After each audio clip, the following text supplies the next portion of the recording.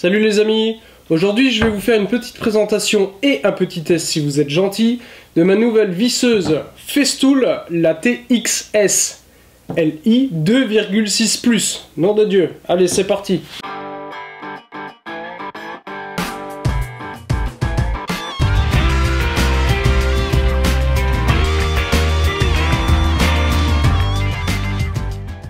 Donc voici la petite TXS, donc 10,8 volts.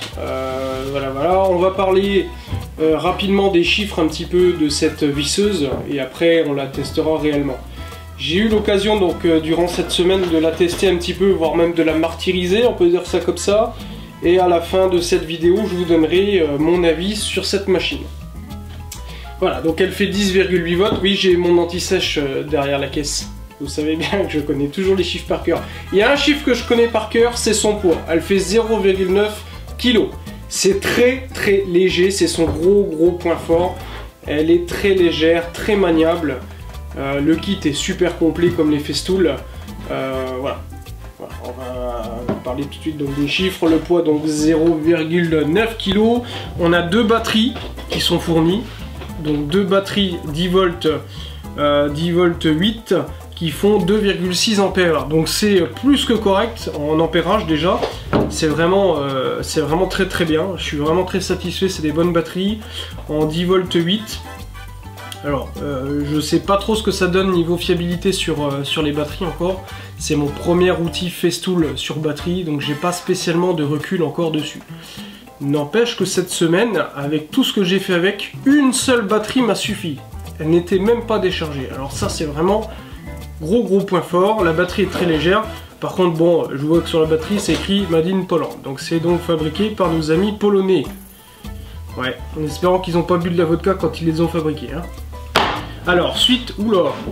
Vous voyez mon nouveau plateau, là, au fait, c'est mieux hein, que sur le combi directement. Hein. Donc voilà, il y a deux batteries, il y a le chargeur évidemment qui s'accroche en mural, que je vous montrerai juste après, que j'ai déjà fixé à proximité de du reste de mon électroportatif. Dans le kit là, alors j'ai eu un petit souci sur la livraison, mais qui va être rectifié, il n'y a pas de souci. Donc il y a un mandrin en fait à attache rapide. Attendez, je vais juste remettre la batterie, c'est un petit peu plus stable. On a un mandrin à attache rapide, comme les visseuses à choc, avec un porte-embout, donc Festool qui est fourni. Il y en a un grand et un petit, enfin du moins un petit et un long plutôt. Il y a une petite boîte d'embout Festool que j'ai testé, qui est franchement pas mal. J'avais pas encore d'embout Festool, c'est bien, c'est pas mal. Ça vaut pas le prix que ça vaut franchement, mais c'est bien. Donc on a le mandrin rapide, donc qui se démonte très simplement. C'est vraiment, c'est très qualitatif, hein, du moins les accessoires, hein, parce que je vais vous faire un petit point après là sur la qualité Festool. On a un mandrin, donc un serrage, hein, pour mettre des fourrés, etc. Donc pareil. Le mandrin, on voit que c'est des mandrins, c'est qualitatif. Hein. Les mandrins sont vraiment de très bonne qualité, très précis, il n'y a pas de jeu, il n'y a rien du tout, ça sert bien. Bon, celui-ci est très plastique quand même, mais bon, on est sur du 10, hein. On serait sur du 12, ça me gêne, sur du 12, n'importe quoi. On serait sur du 18, ça me gênerait peut-être un peu plus qu'ils sont en plastique comme ça. Voilà. Et normalement, dans le kit là, en fait, on a le mandrin de renvoi d'angle, donc qui était manquant dans le kit tout neuf. Alors c'est bravo Festool, c'est pas mal. Celle-là on me l'avait jamais faite encore. Donc bon, ils vont corriger leur petite erreur et il sera renvoyé un petit peu plus tard. Donc ça, cet élément, j'ai pas pu le tester puisqu'il est manquant. Donc là, je ne vous félicite pas du tout. Bref. On va continuer, donc on a une rotation en première vitesse, hein, parce qu'on a, ce qui est pas mal, parce qu'il y a beaucoup de petites 10 volts qui n'ont pas forcément les vitesses. Donc en vitesse 1, on a de 0 à 430 tours minute, et en deuxième vitesse, on peut monter à 1300 tours minute, ce qui est très bien. On a une bague de réglage du couple avec 12 positions en tout, 13 avec le perçage du moins. Je vais être honnête avec vous, j'ai rarement dû changer des vitesses et des couples sur des visseuses, rarement. Alors certes, jusqu'à présent, je travaille beaucoup avec du 18 volts, un petit peu de 10 quand je fais des petites choses. Là, il a fallu jouer constamment avec la vitesse et le couple. Ouais, ça c'est... Je sais pas pourquoi, mais pourtant j'ai pas fait des choses non plus exceptionnelles avec. Mais il a fallu jouer avec pour rentrer certaines vis dans du bois. Donc bon, ça sert, la preuve. Voilà. Donc ça c'est pour les chiffres que j'ai retenus, du moins que je me suis noté parce que pour moi c'est les plus importantes. C'est vraiment le voltage, on a 10,8, l'ampérage on est à 2,6 ampères-heure. Pour 2 batteries c'est très très bien, ça permet largement de jongler. Et les tours minutes, 1300 tours minutes à la deuxième vitesse. C'est très très bien, c'est très bien. Autre point positif que j'ai vraiment apprécié sur cette petite vis, et que dans mes autres vidéos j'ai pu tester des visseuses similaires en voltage, il manquait en fait le petit clip de ceinture. Là il est là, c'est très pratique, ça j'ai vraiment, c'est un autre plus, c'est vraiment un autre plus de cette visseuse, donc au-delà du poids qui est de 0,9. C'est ça, ce petit clip ceinture. Ça paraît tout bête, mais franchement c'est très très pratique. On a évidemment, comme sur tous maintenant, une petite LED qui est en bas, qui est bien, qui permet d'éclairer, elle fait son travail. Alors qu'elle soit là ou qu'elle soit là, pour être honnête, j'ai pas spécialement moi de préférence en fait sur la position vraiment de la loupiote. C'est très bien comme ça. Qu'est-ce qu'il y a d'autre à dire? Il y a le voyant, chose que j'ai reproché à une autre marque sur la petite, moi c'était du 12 volts, mais bon c'est plus ou moins dans la même catégorie de voltage. Il y a un petit témoin de niveau de batterie, qui est en même temps sur la LED, donc dès qu'on relâche en fait, tac, il s'allume. Les batteries traînent franchement le coup, ça m'a aussi épaté. C'est pas un plus, parce que ça faisait pas spécialement partie de mes critères. Quoique, quand on doit changer de batterie toutes les 5 minutes avec une marque que j'adore, non pas du tout, c'est de l'ironie. Hein. Il y a une autre marque où je déteste les batteries, je l'ai déjà fait savoir. On est obligé de changer 25 fois de batterie, ça me saoule. Là, elle tient, il n'y a pas de souci, on n'est pas obligé de changer toutes les 2 secondes. Mais, au-delà de ça, pour moi, ça fait partie de leur travail. Donc, voilà. Bon, on va passer aux choses négatives maintenant. Il y a vraiment quelque chose qui me chagrine énormément, c'est la finition. Honnêtement les gars, on est sur du Festool. Putain, c'est une visseuse qui coûte une fortune. Putain, les jonctions, c'est vraiment nul. C'est dégueulasse. C'est dégueulasse. Franchement, c'est... On a vraiment l'impression que c'est un jouet. Quand j'ai reçu, j'ai cru que je me suis trompé. En français, ça donne... J'ai eu l'impression de m'être trompé. Lors de la réception, j'ai cru que c'était un jouet pour mes gosses. Parce que franchement, déjà, alors le poids, il est surprenant, mais c'est un gros avantage au final. Mais alors la finition, non mais sans déconner, c'est nul à chier. J'ai jamais vu ça. Là, ça gratte, ça raye direct. Les plastiques sont certes costauds, mais paraissent vraiment nul à chier, en fait, vraiment. Hein, je le dis hein, clairement, je suis vraiment très déçu par la qualité. Et ayant travaillé à droite à gauche avec, j'ai eu l'occasion de rencontrer un menuisier agenceur en fait sur un chantier qui travaille quasiment qu'avec du Festool.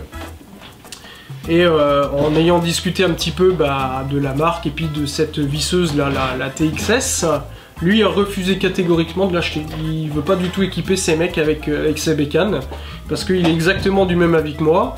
Il y a des points positifs, les mêmes que j'ai cités, on avait la même opinion, mais par contre c'était de la merde. Il en avait acheté une, il l'a fait tomber et elle a cassé direct quoi. Alors sérieusement, c'est pas ce qu'on attend de Festool, on attend quand même beaucoup mieux. Là c'est vraiment pour moi un gros point négatif, hein. Franchement. Voilà. Je vous fais un petit aperçu rapide d'un peu de ce que je vous avance là en termes de qualité, etc. Avec un gros plan. Et après, donc a priori vous avez été assez sage. Je vais vous faire un petit test pour vous montrer un petit peu ce qu'elle vaut quand on visse. Elle est là pour ça la base. Hein. Allez.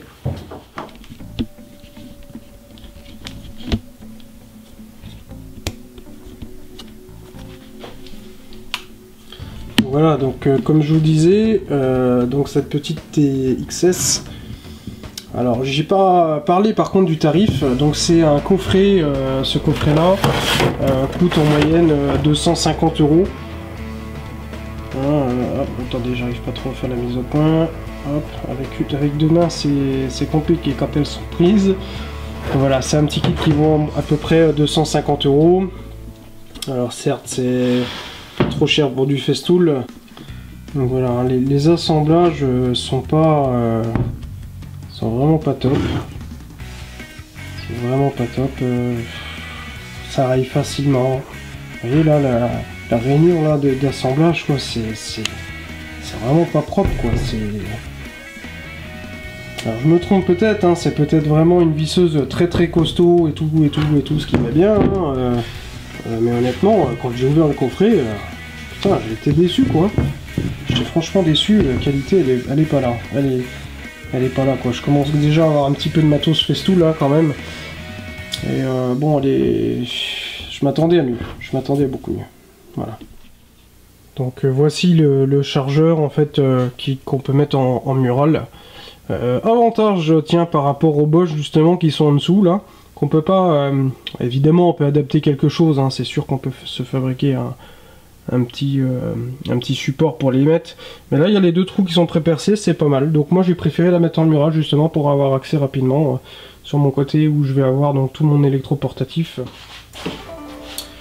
Donc nous voilà sur mon nouveau plateau, sur mon combiné pour pouvoir faire des tests. Donc, franchement c'est quand même un peu plus agréable de travailler en plus sur un grand plateau comme ça pour pouvoir vous faire des petites vidéos de ce genre. Vous remarquerez peut-être que la lumière est légèrement meilleure que d'habitude. J'ai rajouté un petit... alors c'est pas du tout... comment que ça s'appelle là, les trucs des photographes là, je perds mes mots. C'est pas du tout une softbox. Parce que l'inconvénient de la softbox c'est qu'elle va encore me prendre de la place avec les trépieds dans l'atelier. Je commence à accumuler beaucoup de merde dans l'atelier, donc j'ai plus vraiment de place pour remettre encore un trépied. Donc en attendant, je me suis mis un petit spot LED juste au-dessus de la tronche. Donc juste au-dessus de la calotte, là vous voyez, je dois avoir le front un peu mieux éclairé que d'habitude. Donc voilà, on va retrouver les pièces de bois plus ou moins que j'avais pris déjà pour l'autre test sur d'autres visseuses. Oui, j'aime les visseuses, c'est comme ça, c'est un de mes outils préférés, c'est la visseuse. J'aime ça, allez savoir pourquoi. D'ailleurs, il y en a d'autres qui arrivent. Enfin, c'est en projet, je ne les ai pas commandés. Alors on va donc essayer dans du bois tendre, du bois dur, enfin voilà, on va faire plus ou moins un vrai test de ce qui nous importe un petit peu quand même, quoi. Alors bon, pour traverser du contreplaqué, tout ça, elle va très bien. C'est vraiment fait pour de l'agencement, des choses comme ça, c'est clair. Il faut bien prendre en compte le voltage par rapport à ce qu'on veut, d'où vraiment un choix important sur les visseuses. C'est sûr qu'aller mettre de la grosse vis dans du bois dur n'a pas grand intérêt, puisqu'à ce moment-là, il faudra prendre une 18 volts. Clairement, hein, que ça soit de n'importe quelle marque. Hein.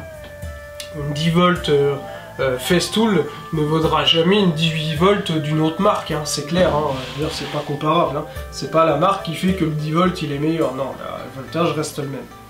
Hein, clairement. Hein. On va essayer donc avec mes vis préférées. Mes vis préférées, c'est pas mal ça. Alors celle-là, il faut la garder. Mes vis préférées. Il y a un lapsus révélateur qui est Spax. Donc mes vis préférées qui sont Spax. Je suis passé chez Schoch. Stop.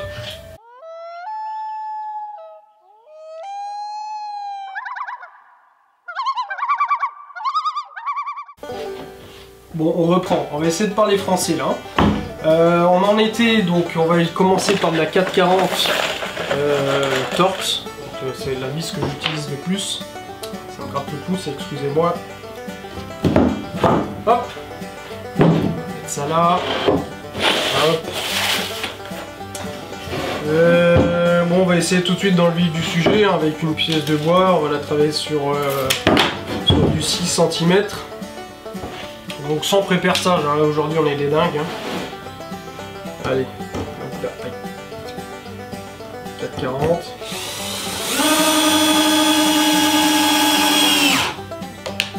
Je vous ai fait peur, hein. Mais là on est en première vitesse, hein. Pas de panique. essaye en deuxième vitesse, couple à 12.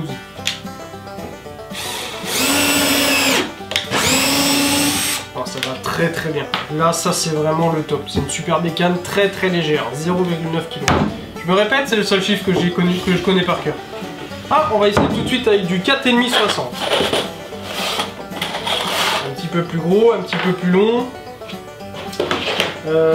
Avec l'embout qui va bien. Alors par contre j'aime beaucoup l'embout, le porte-embout Festool, hein. il est joli. C'est tout. Hein. Il n'y a rien d'autre. Hein. Voilà. Alors, dans le mandrin à prise rapide là. Ah oui, par contre, oui. Ça j'avais remarqué aussi déjà. On peut pas y mettre les embouts comme ça. On est obligé d'utiliser le porte-embout Festool.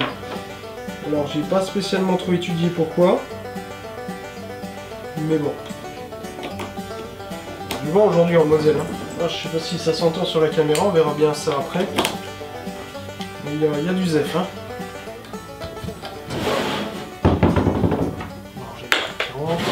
On va faire une vision de près, ça vous intéresse?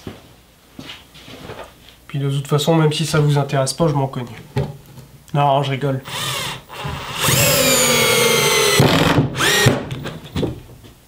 Ouais, là on a traversé. Donc c'est une vis longue de 60 de 4,5 de diamètre. On a 6, donc je ne devrais pas déjà faire un trou dans mon nouveau plateau non plus. Mais vous voyez, ça y va, trop tard, j'ai fait un petit trou. Oh non! Oh le boulet! C'est pas grave. Vous avez vu sur la fin? Ça a peiné quand même un petit peu. Hein. Coucou! Ça a peiné quand même un petit peu. Hein. On va essayer dans autre chose, je sais pas trop ce que c'est ça comme... Il dirait presque du mélèze on dirait, non j'en sais rien. J'en sais rien, je sais même pas du tout ce que c'est ça. Ou alors c'est du sapin très gris quoi, genre, aucune idée, je sais pas, allez.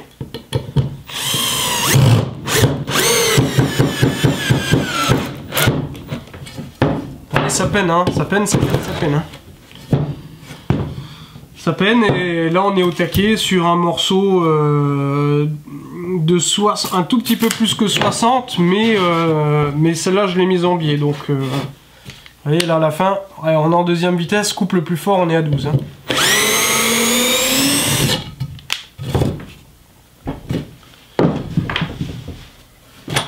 Bon on va essayer tout de suite dans du gros aussi là, dans du... C'est la pièce de la dernière fois où j'avais laissé le corps de la vis dedans. Donc sans pré-perçage. Ça m'a un petit peu grillé l'embout là.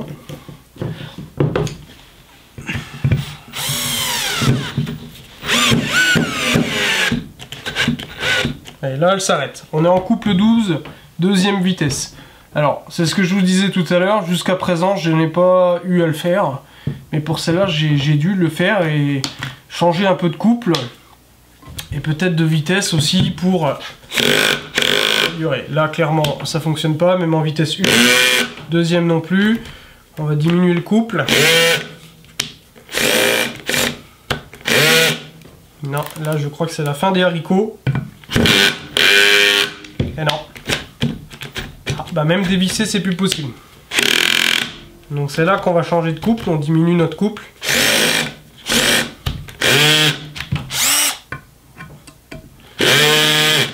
Bon, bah, il n'y a plus rien dans le sac là.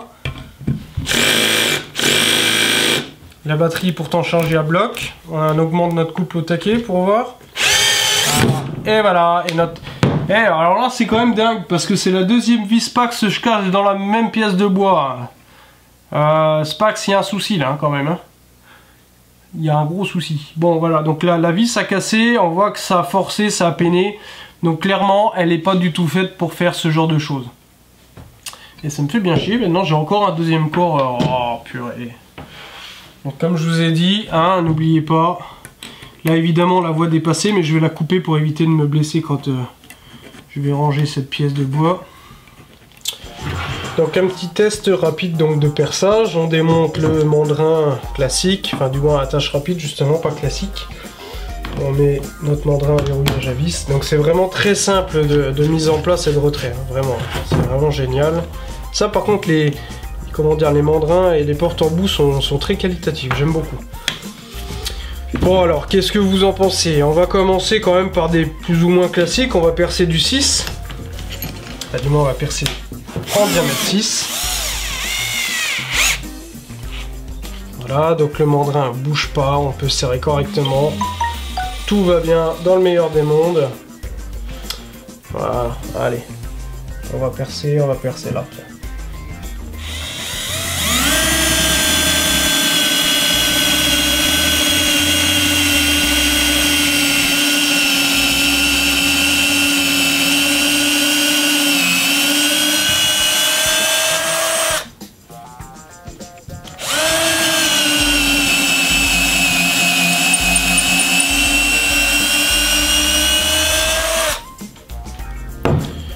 Voilà, bon, vous voyez clairement, on était en première vitesse, couple 12. On va se mettre en mode perçage, deuxième vitesse, parce que ça peinait quand même un petit peu, ce qui est normal. On va essayer juste à côté.